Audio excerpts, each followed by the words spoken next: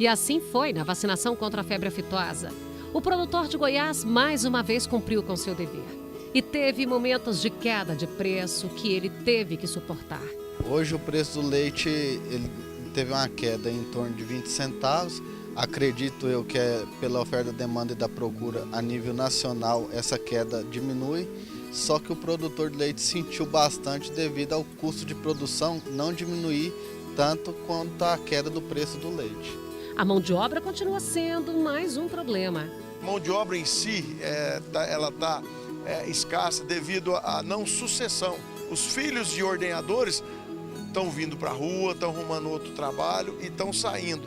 Então isso se torna mais escasso ainda para hoje, para amanhã e para o futuro. As barreiras sanitárias também colaboram com o pecuarista. Exames são realizados e exigidos, manejos ficam cada vez mais eficientes, mas muitas vezes o problema que atrapalha é simples e muito conhecido, como doenças de casco. Gado de leite é um gado que tem que vir no curral no mínimo 2 vezes por dia, por causa da ordenha.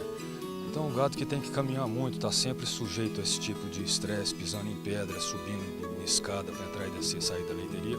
Fica com essa dificuldade, já não caminha tanto, com certeza perde peso e, consequentemente, a produtividade vai lá embaixo. Mastite. Quais seriam os passos que a gente poderia pensar no controle da mastite? Eu diria que a gente tem 4 passos principais. O primeiro deles é saber quanto que essa doença realmente está afetando o rebanho. Isso significa que muitos produtores não quantificam, eles não têm uma ideia de qual é a real situação da doença. E daí nós temos 2 formas que a doença se apresenta que o produtor tem que se preocupar. Uma é a forma clínica, que ele vê, e outra é a forma subclínica, que ela é escondida, que o produtor não consegue ver. Daí ele tem que ter a assistência de um veterinário, de um técnico que possa auxiliar ele na avaliação.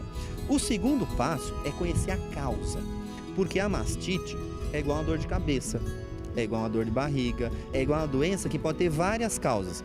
Para aquela propriedade pode ter uma causa diferente da do vizinho. Então, É só uma manifestação de alguma razão. você está correta. O conceito da doença é de uma inflamação, e essa inflamação pode ter várias causas. Então, muitas vezes, o produtor precisa saber qual é a causa específica dentro do rebanho dele. Então essa é a segunda informação importante.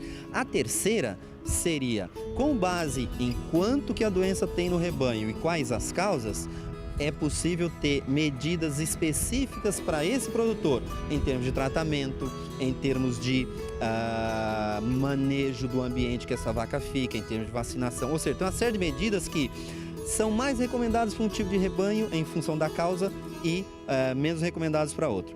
E para fechar esse ciclo, eu diria que essa é uma doença que o produtor não vai acabar, não vai eliminar, não vai ser erradicada. E sim, o conceito seria de fazer um controle para que a doença não cause prejuízos tão elevados que possa, por exemplo, significar num custo muito elevado. Mas eu diria que os passos seriam saber quanto que a doença tem de incidência no rebanho, quais as causas, e daí dentro disso a gente pode determinar medidas específicas para cada produtor.